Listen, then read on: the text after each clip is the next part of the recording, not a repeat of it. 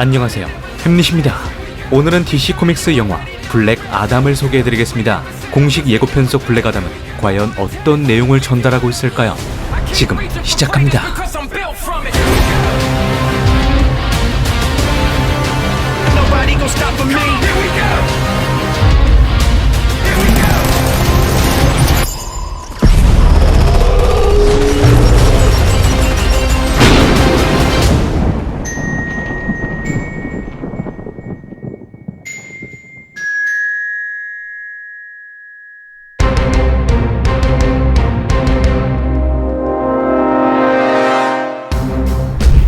영화 블랙 아담은 샤잠의 숙적이자 DC 코믹스를 대표하는 안티 히어로의 이야기를 담고 있습니다. 오늘은 영화 블랙 아담 공식 예고편을 살펴보며 중요한 요소들을 찾아보도록 하죠. 그렇기 때문에 오늘 영상에는 DC 확장 유니버스 작품들의 스포일러가 포함되어 있으니 감상에 주의하여 주시기 바랍니다.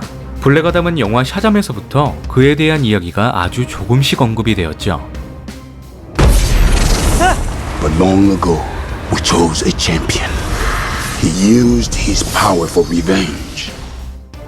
바로 샤잠의 막강한 힘을 이용해 7대제를 인간 세상에 풀어놓았던 것이었습니다. We can give you power.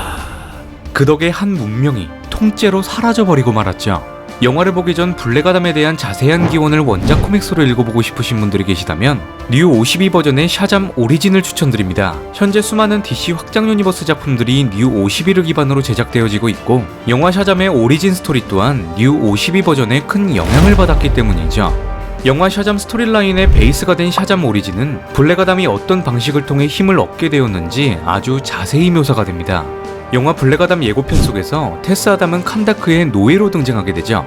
칸다크는 수많은 DC 코믹스 작품 속에서 등장하는 가상의 고대 국가입니다. 이집트와 아주 가까운 위치에 존재하는 칸다크는 아이박이란 폭군 독재자가 통치하고 있었죠. 아이박은 1942년 캡틴 마블 어드벤처 8호에서 데뷔한 샤잠의 빌런입니다. 이반 4세, 체사레 보르자, 아틸라, 칼리굴라와 같은 폭군들의 이니셜을 모은 아이박이란 단어를 외치면 순수한 악의 힘을 쓸 수 있는 빌런이 되는 것이죠. 시간이 흘러 DC 코믹스가 뉴 52로 개편이 되면서 아이박은 블랙 아담의 고향 칸다크를 통치하는 폭군으로 묘사가 되었습니다. 뉴 52 샤잠 오리진에서 표현된 칸다크는 아이박의 공포 정치가 가장 극심한 시기인 때를 다루고 있죠. 남녀노소할 것 없이 칸다크 국민들은 아이박의 노예가 되어야만 했습니다. 칸다크 출신이었던 대마법사 마마라가는 한 아이를 영혼의 바위에 소환하게 되는데 그 아이는 바로 테스 아담의 조카 아만이었죠. 여기서 중요한 점이 있다면 이때 당시에 존재했던 영혼의 의회를 주목해야 합니다.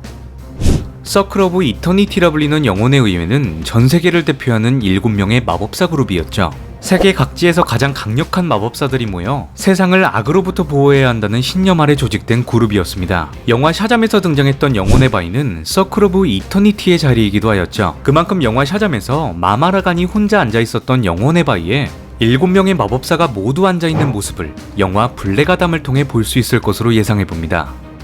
7 thrones. Who's that for? 왜냐하면 마마라간을 제외한 6명의 마법사들은 블랙 아담에 의해 죽음을 겪기 때문이죠. My brothers and sisters were slain by the sins. Their thrones lie empty.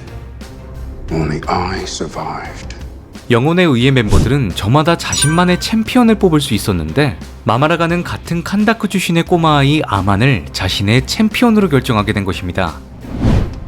아만에게는 칸다크 병사들에게 부상을 입은 유일한 가족이자 외삼촌이 있었는데 그가 바로 오늘의 주인공 테스 아담이었죠. 영화 블랙 아담에서는 조카 관계보다 더욱더 감정적으로 캐릭터가 행동할 수 있는 아들이란 설정을 가지게 되었습니다. 아들의 죽음을 직접 언급한 테스 아담은 폭군으로부터 칸다크를 해방시키기 위해 복수를 다짐하게 되었죠.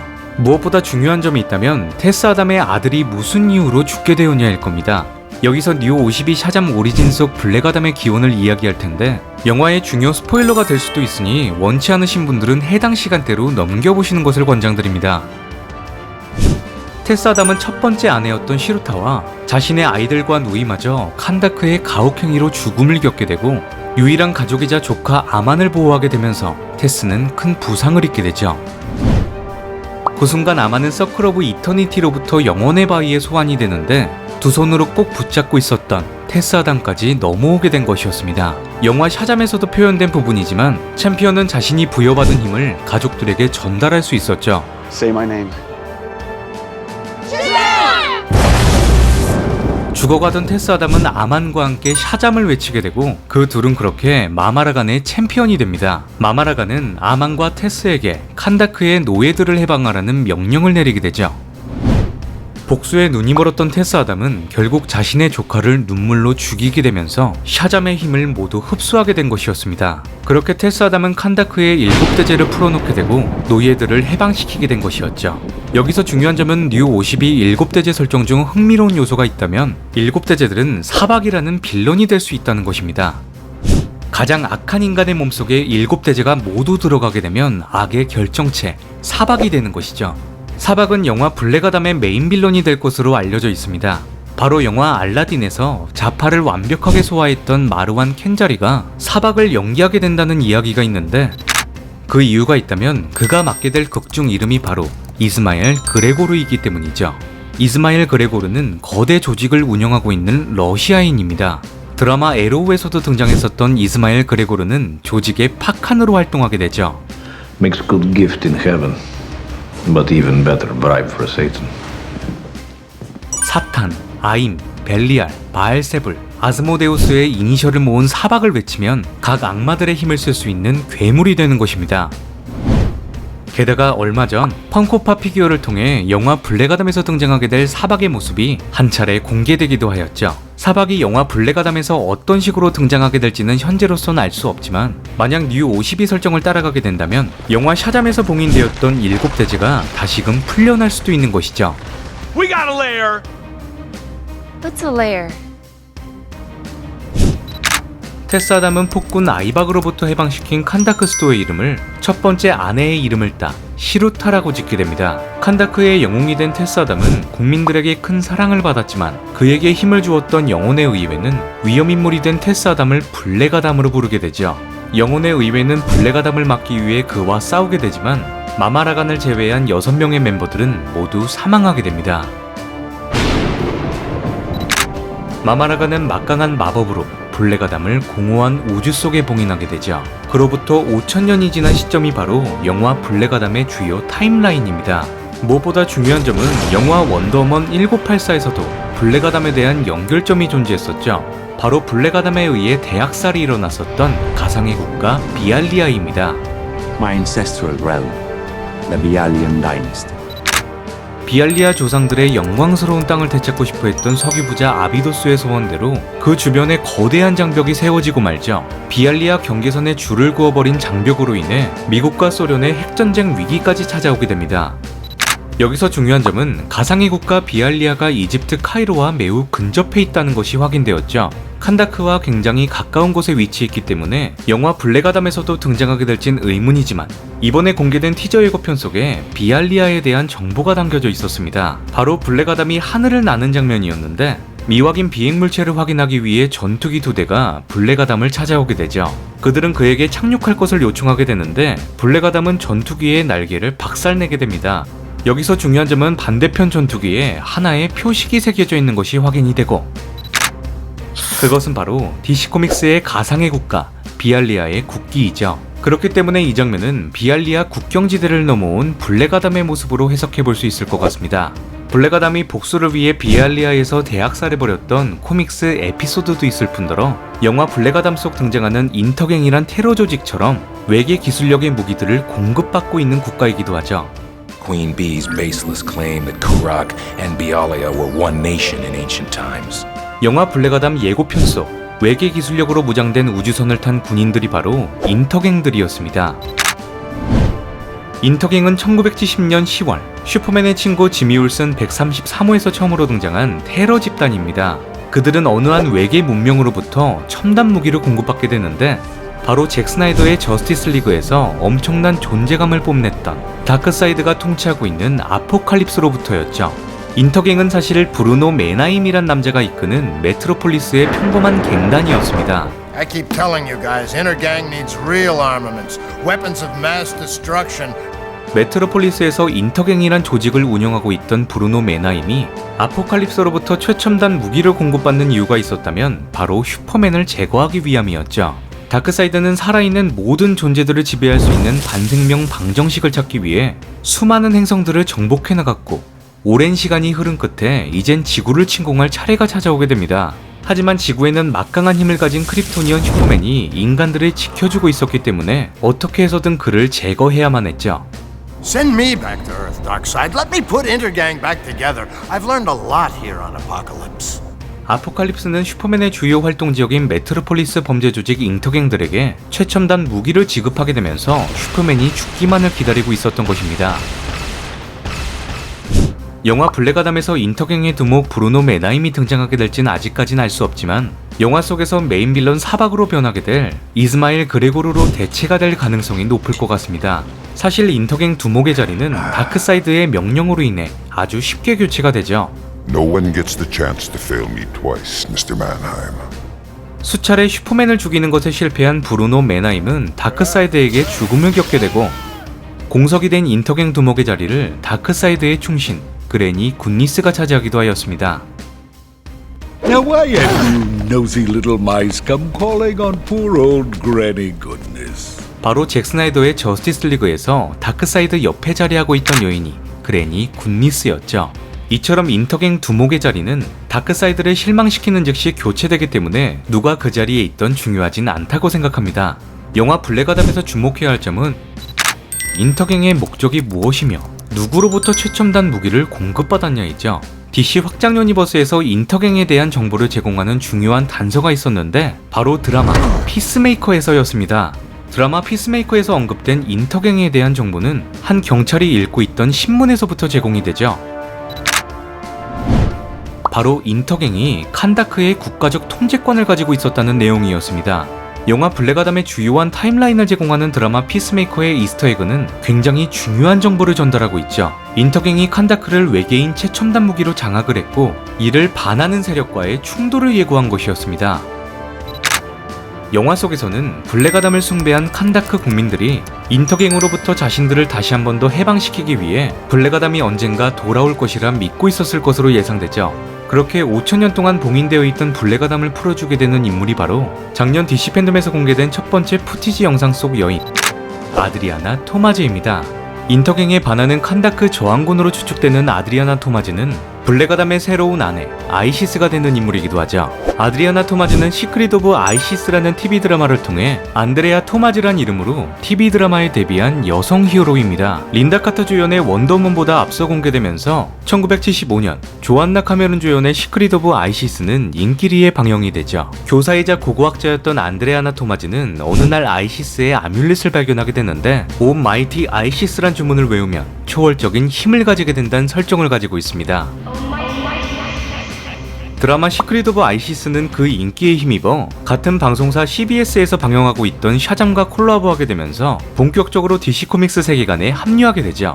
시간이 흘러 2006년 5월, 안드레아 토마즈란 이름에서 아드리아나 토마즈란 이름으로 바뀌게 되며 주간 코믹스 52 속에 블랙아담의 아내로 등장하게 된 것입니다. 국내에서도 정발된 코믹스 52 속에 등장하는 아드리아나 토마즈가 바로 영화 블랙아담의 베이스가 된 캐릭터인 것이죠.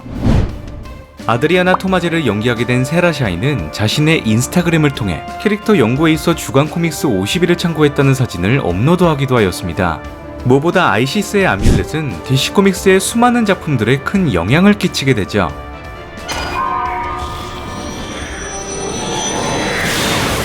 드라마 스몰빌에서는 슈퍼맨의 여인 로이스 레인이 아이시스의 아뮬렛을 통해 초월적인 능력을 얻기도 합니다. This vessel might have once been called Lois, but now it serves Isis. 하지만 정신마저도 아이시스가 되어버렸기 때문에 오직 오시리스를 되살리기 위한 집착을 보이곤 하죠. Osiris, I have missed you for so long. 영화 블랙아담의 아드리아나 토마즈는 칸다크에 숨겨진 왕좌에 찾아오는 모습이 DC 팬덤 푸티지 영상으로 공개되었는데 그녀의 옆에 있는 인물은 마르완 켄자르가 연기하는 이스마엘 그레고르로 보여집니다. 이때까지는 서로 협력하에 블랙아담을 깨울 수 있는 단서를 찾아가는 것으로 추정되죠. 그들은 칸다크 왕좌로 추정되는 석상 위에 왕관을 발견하게 되고 블랙 아담을 풀어낼 주문 샤잠을 외치게 됩니다. 하지만 이 장면에서 중요한 점은 아드리아나 토마즈에게 누군가 총을 겨누고 있다는 것이죠. 아드리아나 토마즈와 이스마엘 그레고르가 건물 안에 들어오고 난 후 그들을 위협했을 가능성이 있습니다. 블랙 아담의 샤잠은 빌리 베슨이 외쳤던 샤잠과는 다른 의미를 가지고 있죠. 빌리 베슨의 샤잠은 그리스 신들의 이름이었다면 블랙 아담의 샤잠은 이집트 신들의 이름을 사용하고 있습니다. 여기서 중요한 점이 있다면 앞으로 DC 확장 유니버스에서 가장 많이 등장할 것으로 보여지는 슈퍼히어로들은 모두 이집트와 관련된 능력자들이죠. 영화 블랙 아담에서 등장하게 될 호크맨과 닥터 페이트, 그리고 블랙 아담과 이시스, 얼마 전 촬영장 이미지가 유출되었던 블루비틀이 DC 코믹스를 대표하는 이집트 캐릭터들입니다. DC 코믹스 세계관에서 굉장히 중요한 역할을 했던 슈퍼히어로들이기 때문에 DC 확장 유니버스에서 또한 그 임무를 완벽하게 수행하게 될 것으로 저는 믿고 있습니다. 샤잠을 외친 아드리아나 토마즈의 주문에 따라 바닥에 글귀가 빛나기 시작하며 세 가지 문양이 드러나게 되는데, 첫 번째 문양은 바로 칸다크의 상징이자 국기를 의미합니다. 칸다크의 국기 위에 위치한 두 번째 문양은 이집트의 태양을 상징하며, 그 아래에 위치한 세 번째 문양은 바로 블랙 아담을 상징하는 번개 문양을 띠게 되죠. 그렇게 엄청난 번개와 함께 블랙 아담이 5000년 만에 깨어나게 됩니다. 아드리아나 토마즈의 머리에 총을 겨눴던 것으로 추정되는 군인들은 갑작스럽게 나타난 블랙 아담에게 다가서게 되는데, 베레모를 착용한 군인 한 명이 그에게 잡히게 되죠. 여기서 중요한 점은 부대 마크를 주목해야 합니다. 바로 블랙 아담 티저 예고편 속에서 최첨단 우주선에 새겨져 있던 문양과 같은 것으로 확인이 되죠. 바로 인터갱을 상징하는 부대 마크인 것입니다. 그렇게 블랙 아담은 인터갱 군인들의 총알을 맨손으로 잡아내게 되고 무차별적인 학살이 벌어질 것으로 보여지죠. 이번에 공개된 티저 예고편 속에서 흥미로운 점이 있었다면 블랙 아담이 아드리아나 토마즈의 동선을 따라가고 있었다는 것입니다. 인터갱 군인들을 녹여버린 블랙 아담은 엄청난 천둥의 힘을 이용해 거대한 벽을 뚫어버리게 되고 공허한 우주 속에 갇힌 지 5000년 만에 완전히 달라진 세상과 대면하게 되죠. 여기서 중요한 점은 블랙 아담과 아드리아나 토마즈의 직접적인 첫 만남입니다. 블랙 아담이 집착적으로 아드리아나 토마즈의 뒤를 쫓게 되는데 마치 그녀를 알고 있는 듯한 느낌이었죠. 만약 영화 블랙 아담 속 환생에 대한 이야기가 들어가게 된다면 얼추 상황을 짐작해 볼 수 있을 것 같습니다. 5000년 전 죽었던 블랙 아담의 아내의 모습이 아드리아나 토마즈와 비슷한 모습이었을 가능성이 있죠. 일단 블랙 아담의 첫 번째 아내이자 칸다크 수도의 이름인 시루타를 연기하게 될 배우 오델리아 하레비가 캐스팅된 상태이기도 합니다. 게다가 아드리아나 토마즈와 함께 있는 꼬마아이의 이름이 굉장히 중요한데, 배우 보디 서봉기가 연기하게 될 아몬이라는 캐릭터이죠. 아몬 토마즈는 아드리아나 토마즈와 남매이며 훗날 블랙 아담 패밀리의 오시리스가 되는 인물이기도 합니다. 무엇보다 중요한 점은 블랙 아담이 독차지하고 있던 샤잠의 마법을 나눠 갖는다라는 상징적 의미가 있기 때문에 영화 블랙 아담에서는 어떤 식으로 표현될지 주목해야 할 것 같습니다. 저는 보디 서봉기라는 아육 배우가 아몬을 연기하게 된 것이 굉장히 놀라웠는데, 그는 CW 드라마 레전드 오브 투모로우에서 자리 아드리나 토마즈의 죽은 남동생 베으라드 토마즈로도 등장했기 때문이죠. 베으라드 토마즈는 아이시스 아뮬렛의 원래 주인이기도 하였습니다. This used to be my brother's, now it's mine.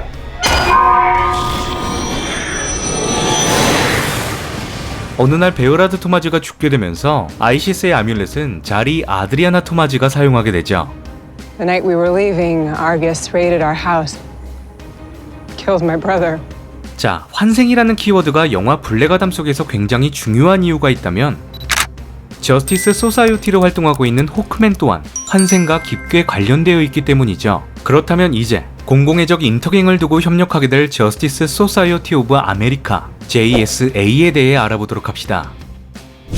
저스티스 소사이어티 오브 아메리카는 코믹북 역사상 최초로 결성된 슈퍼히어로 그룹이죠. 코믹북의 황금기라 불린 골드에지 시대를 책임졌던 JSA는 1940년 12월 올스타 코믹스 3호에서 데뷔한 역사적인 존재들입니다. 그 존재만큼이나 수많은 슈퍼히어로를 사랑했던 독자들에게 존경의 대상이 되었죠. 영화 블랙 아담 속에 등장하게 될 저스티스 소사이어티가 어느 시점에서부터 존재했는지 명확히 알 수 없지만 2차 세계대전부터 활동했던 원년 멤버 닥터 페이트와 호크맨을 확인할 수 있었습니다. 더 수어사이드 스쿼드의 스타피쉬 프로젝트를 지나고 드라마 피스메이커의 버터플라이 프로젝트 이후의 시점이 영화 블랙아담의 주요 타임라인으로 보여지는데 DC 확장 유니버스의 가장 최근에 벌어진 사건이 될 것이라는 것을 알 수 있죠. 게다가 완전체는 아니지만 저스티스 리그의 모습이 드라마 피스메이커에 깜짝 등장하게 되는데 그들은 아거스 국장 아만다 홀러의 명령으로 출동하게 된 것이었습니다. 영화 블랙아담에서 저스티스 소사이어티가 누구의 명령으로 칸다크에 오게 되었는지 알 수 없지만 영화 더 수어사이드 스쿼드와 드라마 피스메이커에서 중요한 역할을 수행했던 에밀리아 하코트가 영화 블랙아담에 등장할 수 있다는 루머가 떠돌았죠. 이 루머는 블랙아담 테스트 스크리닝 시사회에서 언급이 되었는데 일단 아거스 국장 아만다 홀러는 범죄자들을 비밀리에 투입시킨 장본인으로 폭로가 된 상태입니다. Criminals are undertaking dangerous missions for the United States in exchange for time off their sentences. 어떻게든 아거스에 대한 부정적인 여론을 돌려야 하는 상황이기 때문에 새롭게 편성된 저스티스 소사이어티를 인터갱이 장악한 칸다크로 보낸 것이 아닐까 생각이 되죠. 아거스는 거의 모든 슈퍼히어로와 슈퍼빌런에 대한 막대한 정보를 보유하고 있으며 저스티스 소사이어티 멤버들의 인적사항 또한 파악하고 있을 가능성이 있습니다. 영화 블랙아담에서 저스티스 소사이어티는 호크맨, 닥터 페이트, 사이클론, 아톰 스매셔가 등장하죠. 가장 먼저 아톰 스매셔에 대해 알아보겠습니다. 아톰 스매셔 알버트 로스스틴은 1985년 9월 올스타 스쿼드 25호에서 데뷔한 저스티스 소사이어티의 멤버이죠. 사실 DC 코믹스 세계관에는 여러 명의 아톰 캐릭터가 존재하는데 첫 번째로 1대 아톰 알버트 프렛, 2대 아톰 레이 팔머, 3대 아톰 라이언 최, 피스메이커와 함께 찰턴 코믹스에서 넘어온 캡틴 아톰까지 DC 코믹스에서 가장 유명한 원자 로고를 장착한 캐릭터들입니다. 그 중에서도 1대 아톰 알버트 프렛이 굉장히 중요한 캐릭터인데 그가 바로 JSA 창단 멤버이자 아톰 스매셔 알버트 로스틴의 대부이기 때문이죠.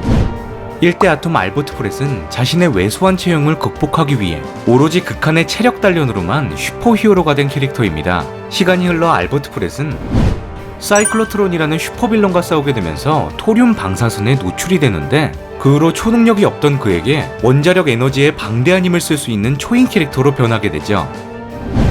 아톰 스매셔 알버트 로스틴은 자신의 외할아버지이자 1대 아톰 알버트 프렛의 슈퍼빌런 사이클로트론에게서 엄청난 방사선 유전자를 물려받은 슈퍼히어로입니다. 알버트 로스틴은 몸속에 내재된 방사선 유전자로 인해 엄청난 지구력과 운동신경이 발달하게 되면서 크게 자라난 키 덕분에 농구에도 큰 재능을 보였죠. 어렸을 적 아버지를 잃은 로스틴은 우상이자 대부였던 1대 아톰 알버트 프렛처럼 토륨 방사선에 노출되면서 몸집이 거대해질 수 있는 아톰 스매셔로 활동하게 됩니다.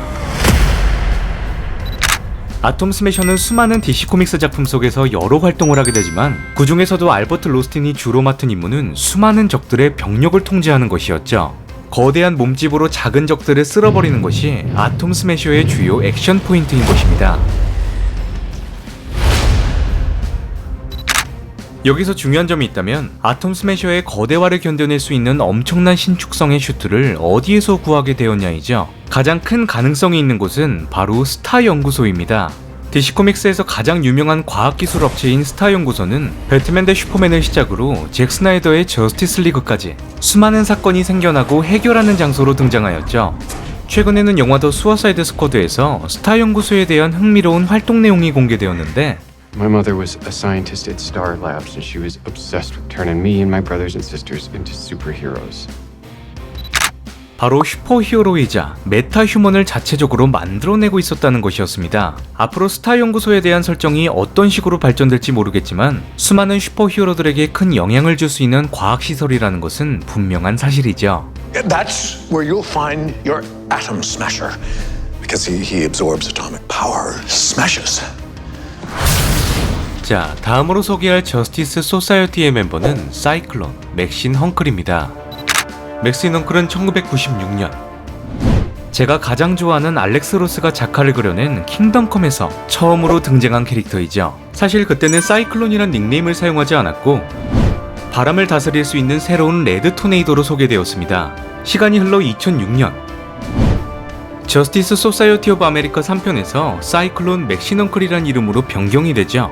사이클론이란 캐릭터의 기원을 알기 위해선 헝클이란 이름에 대한 역사를 되돌아봐야 합니다. DC 코믹스에서 바람을 다룰 수 있는 대표적인 슈퍼히어로가 있다면 레드 토네이도가 가장 먼저 떠오르죠. 하지만 로봇으로 만들어진 레드 토네이도 이전에 그 이름을 사용했던 슈퍼히어로가 존재합니다. 바로 저스티스 소사이어티의 본부를 관리하는 레드 토네이도 아비게일 마 헝클이죠. And I gotta say that Abigail Hunkle doesn't exactly strike fear in this hero's heart. 마 헝클은 로봇이 아니라 두 아이를 키우는 평범한 주부였습니다. 1939년 9월 원더우먼보다 2년 앞서 공개된 여성 슈퍼히어로 레드 토네이도는 올 아메리카 코믹스 3호에서 데뷔하게 되죠. 두 아이의 엄마이자 식료품 가게를 운영하고 있던 마 헝클은 마을을 괴롭히는 갱단들을 물리치기 위해 양동이를 쓴 슈퍼히어로 레드 토네이도로 활동하게 됩니다. 레드 토네이도 코스튬에 영감을 받은 슈퍼히어로는 바로 저스티스 소사이어티의 창설 멤버이자 1대 그린랜턴 앨런 스콧이었죠. 마운클은 앨런 스콧이 착용한 그린랜턴 의상의 색감을 활용하여 레드 토네이도의 코스튬을 제작하게 됩니다.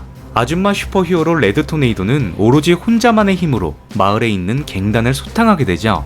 그렇게 마운클은 자신의 아이들까지 레드 토네이도의 사이드킥 사이클론 키즈로 데뷔시키게 됩니다. 영화 블랙아담에 등장하는 사이클론이란 슈퍼히어로 이름의 기원이 되기도 하죠. 마운클은 수많은 세월 동안 레드 토네이도로 활동하며 저스티스 소사이어티에게 맛있는 음식을 만들어주는 엄마 같은 존재가 되어주기도 합니다.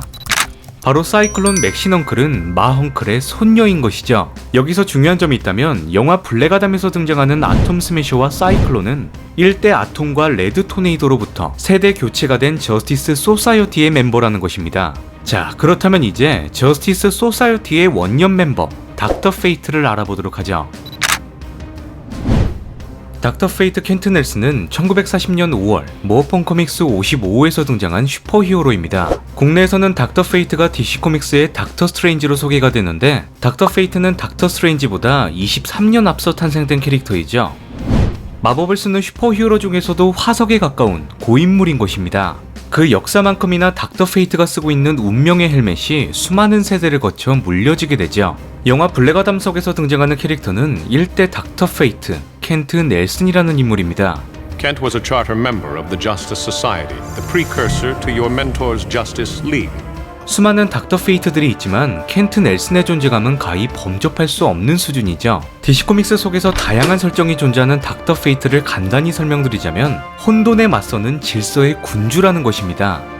Let me show you, my friend. 비교적 최근 작품인 애니메이션 영저스티스에서는 질서의 군주가 우주적 존재로 묘사되며 라브라는 인간의 영혼을 이용해 지구를 수호하는 질서의 대리인으로 선정하게 되죠. 나부의 영혼이 깃든 운명의 헬멧에게는 숙주가 될 인간의 몸이 필요했던 것이었습니다. 그 존재가 바로 고고학자 켄트 넬슨이죠. 닥터 페이트를 다룬 미디어 작품들 속에서 나부의 숙주 켄트 넬슨은 혼잣말을 하는 모습이 굉장히 많이 등장합니다. TikTok. The hour man's run out. The enemy's split. No, he doesn't. 멀리서 보면 제정신이 아닌 사람처럼 묘사되지만 그는 운명의 헬멧에 깃든 나부의 영혼과 대화를 나누는 것이죠. 그는 위대한 마법사이기도 하지만 조언가이자 예언가이기도 합니다. And when you show yourself to the world, it will be a different age than ours, Clark. 켄트 넬슨은 운명의 헬멧을 통해 닥터 페이트란 슈퍼히어로가 되면서 과거와 미래를 감지할 수 있는 능력을 가지게 됩니다. You have another task ahead of you. Only then can you... No, I won't tell him about the League.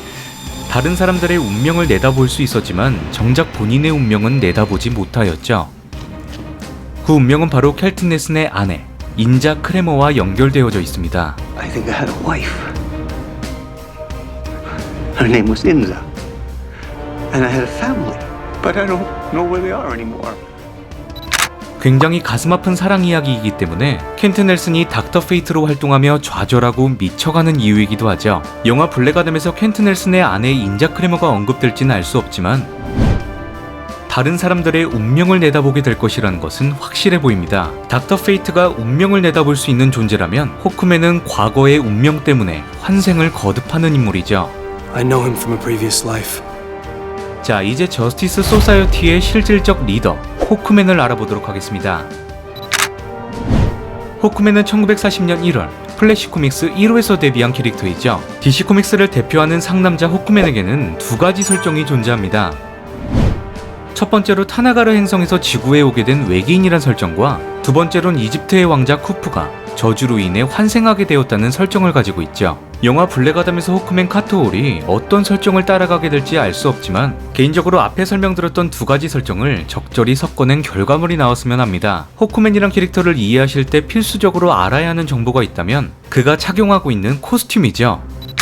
금색으로 치장된 호크맨의 코스튬과 날개는 엔스메탈이란 희귀금속으로 제작되었습니다. 중력을 거스르게 해주는 엔스메탈은 9번째 금속이라고도 불려지는데 이것이 타나가르 행성의 우주선과 함께 지구 이집트에 추락하게 되면서 쿠프 왕자가 발견하게 되었다는 것으로 통합되어 설정이 바뀌게 되죠. 이집트의 왕자였던 쿠프에게는 사랑하던 사람이 있었는데 바로 샤이에라라는 여인이었습니다. One day this will all be over. For me, it's finding that other half that I look forward to. 드라마 에로우에서 쿠프와 샤이에라에 대한 이야기가 약간 더 구체적으로 표현이 되었는데 그들은 이루어질 수 없는 사랑으로 인해 죽음을 당했다는 것이었죠. Lois, your children need you now. I will wait for eternity.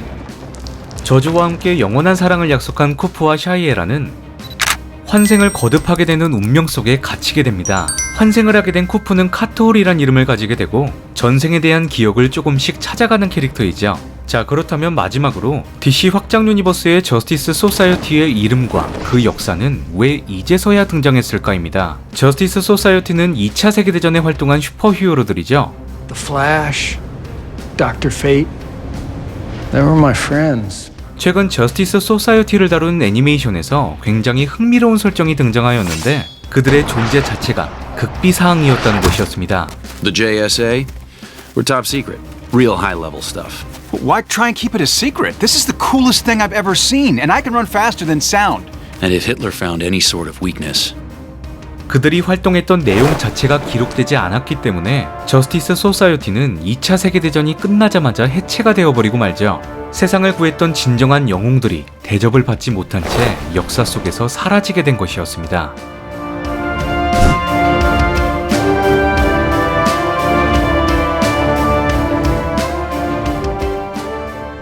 자, 지금까지 영화 블랙아담의 예고편 속 의미들을 풀어보았습니다. 저스티스 소사이어티는 슈퍼히어로의 황금기를 이끌었던 진정한 영웅들이었습니다.